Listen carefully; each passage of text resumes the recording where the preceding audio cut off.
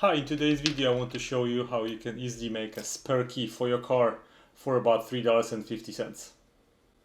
I have a Mitsubishi Outlander key and I've just lost my spare key that I made in Home Depot probably like a good 5 years ago.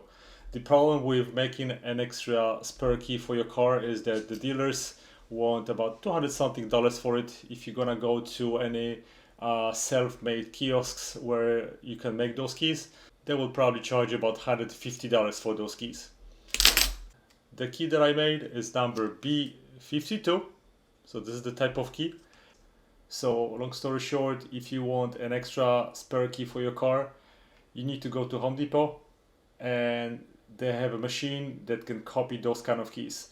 I went there 2 weeks ago and there was a guy who had no idea how to do it, so he told me, I'm sorry, we don't have this key.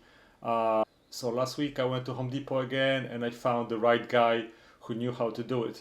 The biggest problem is that those self-made kiosks, they want you to choose the option to make a spare auto key.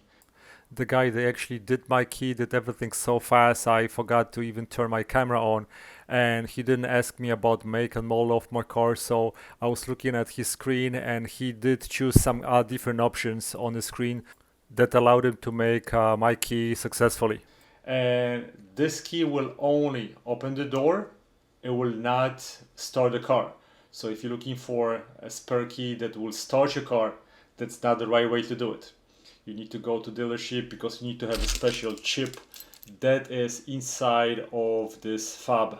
So we need to find another video that will show you how to do it. This key will only open the door and this is the key only for that. If you have any questions, send me a message. I'll be more than happy to answer them.